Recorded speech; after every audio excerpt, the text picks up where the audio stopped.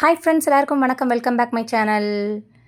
இப்போ நம்ம எங்கே வந்திருக்கோம்னா, கூலிப்பட்டி முருகன் கோயில். நாமக்கல்ல ஒரு பழனிமலை கோயில்னா அது இந்த கூலிப்பட்டி முருகன் கோயில் தாங்க. பழனிமலைக்கும் கூலிப்பட்டி முருகன் கோயிலுக்கும் உள்ள தொடர்பு என்னன்னு பார்த்தீங்கன்னா, பழனிமலையில் இருக்க முருகன் சிலை மாதிரியே இந்த கூலிப்பட்டி முருகன் சிலையும் இருக்கும். அதாவது இங்கே உள்ள முருகப்பெருமான் பார்த்தீங்கன்னா, பழனிமலையில் இருக்கிற மாதிரி ஆண்டி கோலத்தில் தான் இங்கேயும் இருப்பார். கோவிந்தன்ற சித்தர் தான் இங்க தங்கி இங்க உள்ள முருகப்பெருமான பிரதிஷ்டை செஞ்சிருக்காரு. அவரே இங்கு சுரங்கப்பாதை அமைத்து முருகனை தரிசனமும் செய்து வந்திருக்கிறார். மலை மீது ஏறத் தொடங்கி சில படிகளை கடந்தால் சிவபெருமான் தலையில் ஜடாமுடியோடு கழுத்தில் பாம்பை அணிந்து காட்சியளிக்கிறார். இந்த மலையில் உள்ள குகை அமரத்துவம் பெற்றதாக கூறப்படுகிறது.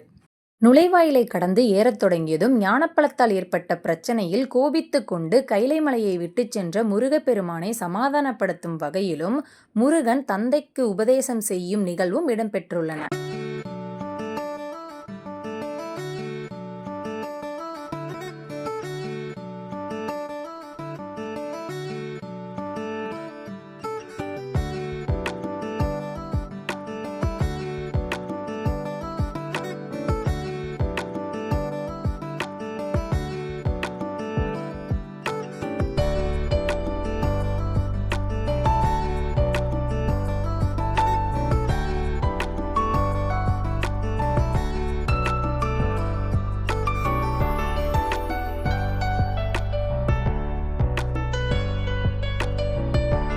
மலையின் மேலே இடும்பன் கோவிலும் விநாயகர் சன்னதியும் அமைஞ்சிருக்கு. இங்குள்ள இடும்பனை வணங்கினால் குரோதம், கோபம், சூழ்ச்சி, வஞ்சகம், ஆத்திரம் போன்ற கெட்ட குணங்கள் நம்மை விட்டு நீங்கும் என கூறப்படுகிறது.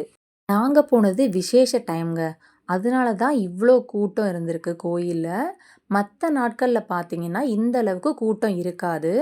ஸோ பொறுமையாக சாமி கும்பிட்டுட்டு வரலாம். விசேஷ நாட்களை தவிர மற்ற எல்லா நாளுமே கோயில் கொஞ்சம் ஃப்ரீயாக தாங்க இருக்கும். இந்த மலையும் பார்த்தீங்கன்னா எல்லாருமே சுலபமாக ஏறக்கூடிய சிறிய மலை தாங்க. தைப்பூச திருவிழாவில் இந்த கோயில் ரொம்ப விசேஷமாக இருக்கும்.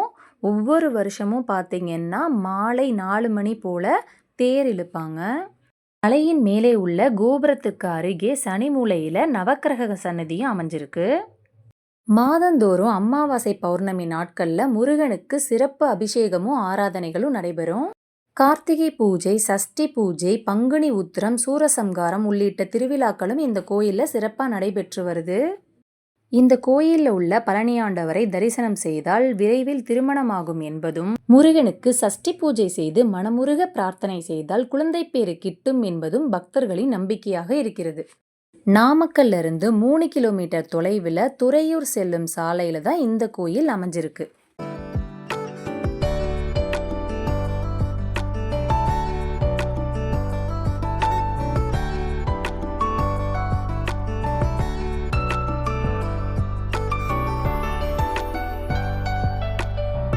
இப்போ நிறைய முருகன் கோயிலில் பார்த்தீங்கன்னா இந்த மாதிரி வெற்றிலை தீபம் போடுறாங்க. உங்களுக்கு இந்த மாதிரி விஷயங்களில் நம்பிக்கை இருந்ததுன்னா கண்டிப்பாக நீங்களும் ட்ரை பண்ணி பாருங்கள். இதுக்காக நீங்கள் முருகன் கோயிலில் போய் தான் வெற்றிலை தீபம் போடணுமா அப்படின்னு கேட்டிங்கன்னா கிடையாது. வீட்டில் இருந்தும் கூட முருகனை நினச்சி நீங்கள் இந்த மாதிரி 6 வெற்றிலையில் தீபம் ஏற்றி வந்தீங்கன்னா குறிப்பிட்ட தினங்களுக்குள்ளே உங்களுடைய வேண்டுதல் பலிக்குங்கிறது நம்பிக்கை. அண்ட் இதுதாங்க நான் சொன்ன மாதிரி தைப்பூச தேர் திருவிழா. 4 மணிக்கு இந்த தேரை இந்த மலையை சுற்றி வலம் இழுப்பாங்க. இப்போ சாமியை அலங்கரித்து வச்சு பூஜை பண்ணியிருக்காங்க.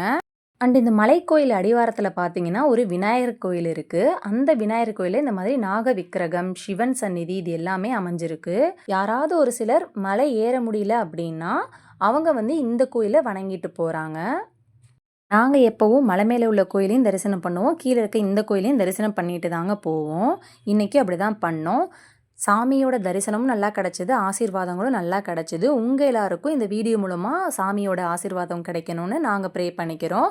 இந்த வீடியோ பிடிச்சிருந்தா நம்ம சேனலுக்கு தொடர்ந்து சப்போர்ட் பண்ணுங்கள். இது வரைக்கும் சப்போர்ட் பண்ணிக்கிட்டு இருக்க எல்லா நல்ல உள்ளங்களுக்கும் ரொம்ப ரொம்ப ரொம்ப நன்றிங்க. இந்த வீடியோ கண்டிப்பாக உங்கள் எல்லாருக்கும் பிடிச்சிருக்கும் நம்புகிறேன். இது போல் தொடர்ந்து நிறைய வீடியோஸ் உங்களுக்கு வந்துக்கிட்டே இருக்கும். அதுக்கு நீங்கள் பண்ண வேண்டியதெல்லாம் நம்ம சேனலை தொடர்ந்து சப்போர்ட் பண்ணிகிட்டே இருங்க. தேங்க்யூ, பாய், டேக் கேர் ஃப்ரெண்ட்ஸ்.